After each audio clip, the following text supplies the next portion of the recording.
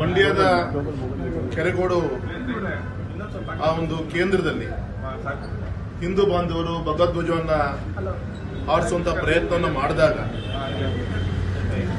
ಅದನ್ನ ಇಳಿಸಿ ರಾಷ್ಟ್ರಧ್ವಜವನ್ನ ಹಾರಿಸಿದ್ದಾರೆ. ರಾಷ್ಟ್ರಧ್ವಜವನ್ನ ಧ್ವಜಾರೋಹಣ ಮಾಡಿ ನಮ್ಗೆ ಯಾರಿಗೂ ಕೂಡ ಆಕ್ಷೇಪ ಇಲ್ಲ.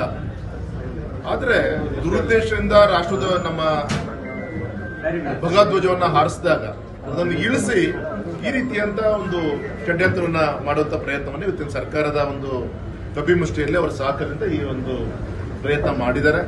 ಹಾಗಾಗಿ ಈ ರೀತಿಯಂತ ನಿಮ್ಮ ಅಧಿಕಾರದ ದರ್ಪದಿಂದ ಏನೇ ದಬ್ಬಾಳಿಕೆ ಮಾಡಿಕೊಂಡು ಹಿಂದುತ್ವವನ್ನ ಅಳಿಸಬೇಕು ಅಂತೇಳಿ ನಿಮ್ಮ ಮನಸ್ಸಲ್ಲಿದ್ರೆ ಅದು ನಿಮ್ ಕನಸದು. ಯಾವುದೇ ಕಾರಣಕ್ಕೂ ಕೂಡ ಅದು ಆಗಲಿಲ್ಲ ವಿಚಾರ. ಯಾಕಂದ್ರೆ ಇಡೀ ರಾಷ್ಟ್ರ ಇವತ್ತು ಮೋದಿಜಿ ಅವರ ನೇತೃತ್ವದಲ್ಲಿ ಹಿಂದುತ್ವದ ಅಡಿಯಲ್ಲಿ ಈ ದೇಶದಲ್ಲಿ ವಾಸ ಮಾಡ್ತಾರೆ.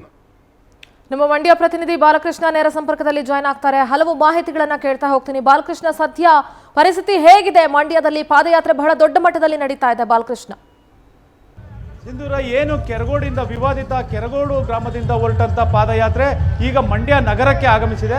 ಮಂಡ್ಯದ ಕಾರಿಮನೆ ಗೇಟ್ ಬಳಿ ಈಗ ಪಾದಯಾತ್ರೆ ಆಗಮಿಸಿದೆ. ರಸ್ತೆಯುದ್ದಕ್ಕೂ ಕೂಡ ಜೈ ಶ್ರೀರಾಮ್ ಮಂಡ್ಯ ಗ್ರಾಮ. ಹೌದು ಸಿಂಧೂರ, ಏನಿವತ್ತು ಪಾದಯಾತ್ರೆ ಕೆರಗೋಡು ಗ್ರಾಮದಿಂದ ಈಗ ಮಂಡ್ಯ ಕಡೆ ಆಗಮಿಸಿದೆ. ಮಂಡ್ಯದ ಕಾರಿಮನೆ ಗೇಟ್ ಬಳಿ ಈಗ ಪಾದಯಾತ್ರೆ ಆಗಮಿಸಿದೆ. ಇಲ್ಲಿಂದ ಏನು ಕಾಳಿಕಾಂಬ ದೇವಸ್ಥಾನ ತಲುಪಿ ನಂತರ ಮಂಡ್ಯದ ಜಿಲ್ಲಾಧಿಕಾರಿ ಕಚೇರಿಗೆ ಮೆರವಣಿಗೆ ಪಾದಯಾತ್ರೆ ಹೋಗುತ್ತೆ. ಇದು ಕೆರಗೋಡು ಗ್ರಾಮದಿಂದನೂ ಬರ್ತಿದ್ದಂತೆ ಉದ್ದಕ್ಕೂ ಕೂಡ ಏನು ಕಾಂಗ್ರೆಸ್ ಶಾಸಕ ರವಿಕುಮಾರ್ ಗಣಿಗ ಅವರ ಫ್ಲೆಕ್ಸ್ಗಳಿತ್ತು ಅದನ್ನೆಲ್ಲ ಅರ್ದು ಏನು ಹಿಂದೂ ಕಾರ್ಯಕರ್ತರು ತಮ್ಮ ಆಕ್ರೋಶನ ವ್ಯಕ್ತಪಡಿಸಿದಂಥದ್ದು. ಮತ್ತೆ ಅಲ್ಲದೆ ರಸ್ತೆಯುದ್ದಕ್ಕೂ ಜೈ ಶ್ರೀರಾಮ್ ಘೋಷಣೆಗಳನ್ನು ಕೂತ್ಕೊಂಡು ಈ ರಾಮಧ್ವಜನ ಅಂದ್ರೆ ಹನುಮಧ್ವಜನ ನಾವು ಮತ್ತೆ ಸ್ಥಾಪನೆ ಮಾಡಲೇಬೇಕು, ಅದಕ್ಕೋಸ್ಕರ ಎಷ್ಟೇ ಹೋರಾಟ ಆದ್ರೂ ಮಾಡ್ತೀವಿ ಅಂತ ಹೇಳ್ತಾ ಇದ್ದಾರೆ. ಇದ್ರ ಜೊತೆಗೆ ಈಗಾಗಲೇ ಏನು JDSನ ಮತ್ತು ಬಿಜೆಪಿಯ ಹಲವಾರು ನಾಯಕರುಗಳು ಕೂಡ ಭಾಗವಹಿಸಿರುವಂಥದ್ದು. ಮಾಜಿ ಶಾಸಕರಾದ DG ತಮ್ಮಣ್ಣ ಆಗಿರ್ಬೋದು, CS ಪುಟ್ಟರಾಜು ಆಗಿರ್ಬೋದು, ಮಾಜಿ ಶಾಸಕ ಅನ್ನದಾನಿ ಆಗಿರ್ಬೋದು, ಎಲ್ಲರೂ ಕೂಡ ಭಾಗವಹಿಸಿದ್ದಾರೆ. ಮತ್ತೆ ಅದಲ್ಲದೆ CT ರವಿ ಅವರು ಕೂಡ ಪಾದಯಾತ್ರೆ ಉದ್ದಕ್ಕೂ ಏನು ಕೆರಗೋಡು ಗ್ರಾಮದಿಂದನೂ ಕೂಡ ರಸ್ತೆ ಉದ್ದಕ್ಕೂ ಅವರು ಪಾದಯಾತ್ರೆ ಮಾಡ್ಕೊಂಡು ಬರ್ತಾ ಇರುವಂಥದ್ದು. ಇದ್ರ ಜೊತೆಗೆ ಬಿಜೆಪಿಯ ಹಲವಾರು ಮುಖಂಡರುಗಳು ಕೂಡ ಪಾದಯಾತ್ರೆಯಲ್ಲಿ ಪಾಲ್ಗೊಂಡಿದ್ದಾರೆ. ಮತ್ತೆ ಸಾವಿರಾರು ಕಾರ್ಯಕರ್ತರು, ಹಿಂದೂ ಪರ ಸಂಘಟನೆಗಳ ಸಾವಿರಾರು ಕಾರ್ಯಕರ್ತರು ಈ ಒಂದು ಪಾದಯಾತ್ರೆಯಲ್ಲಿ ಭಾಗಿಯಾಗಿದ್ದಾರೆ. ಈಗಷ್ಟೇ ಕಾರಿಮನೆ ಗೇಟ್ಗೆ ಈ ಒಂದು ಪಾದಯಾತ್ರೆ ಬಂದಿರುವಂಥದ್ದು. ಇಲ್ಲಿಂದ ಏನು ಕಾಳಿಕಾಂಬ ದೇವಸ್ಥಾನ ತಲುಪಿ ಮತ್ತೆ ಅಲ್ಲಿಂದ ಹಳೆ ಮೈಸೂರು ಬೆಂಗಳೂರು ಹೆದ್ದಾರಿಯಲ್ಲಿ ಜಿಲ್ಲಾಧಿಕಾರಿಗಳ ಕಚೇರಿವರೆಗೂ ಕೂಡ ಮೆರವಣಿಗೆ ಹೋಗುವಂಥದ್ದು. ಒಟ್ಟಾರೆ ಹೇಳಬೇಕು ಅಂದ್ರೆ ನಾವು ಹಿಂದೂಗಳು, ನಾವು ಹಿಂದೂ ಸಂಸ್ಕೃತಿನ ಉಳಿಸ್ಬೇಕು, ನಾವು ಶ್ರೀರಾಮನ ಭಕ್ತರು, ಆದ್ರೂ ಕೂಡ ನಮಗೆ ಸರ್ಕಾರ ಇದನ್ನ ಮೋಸ ಮಾಡ್ತಾ ಇದೆ ಅಂತಲೂ ಕೂಡ ತಮ್ಮ ಆಕ್ರೋಶ ವ್ಯಕ್ತಪಡಿಸಿದಂಥದ್ದು. ರಸ್ತೆಯುದ್ದಕ್ಕೂ ಕೂಡ ಜೈ ಶ್ರೀರಾಮ್ ಘೋಷಣೆಗಳನ್ನ ಕೂಗುವಂಥದ್ದು. ಏನಪ್ಪಾ ಅಂದ್ರೆ ಇಲ್ಲಿ ಏನು ಪಾದಯಾತ್ರೆ ಯುದ್ಧಕ್ಕೂ ಕೂಡ ಯಾವುದೇ ಒಂದು ಅಹಿತಕರ ಘಟನೆಗಳು ನಡಿಬಾರ್ದು ಅಂತೇಳಿ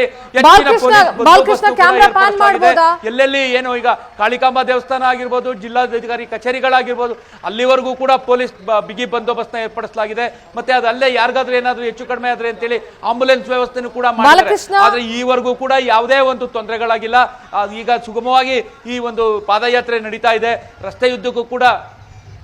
ಬಾಲಕೃಷ್ಣ, ಸದ್ಯ ಅಲ್ಲಿ ಯಾವ ರೀತಿ ಇದೆ ಸಿಚುಯೇಷನ್? ಪಾದಯಾತ್ರೆ ಯಾವ ರೀತಿ ನಡೀತಾ ಇದೆ? ಕ್ಯಾಮ್ರಾ ಪ್ಯಾನ್ ಮಾಡಿ ದೃಶ್ಯಗಳನ್ನ ತೋರಿಸಬಹುದಾ?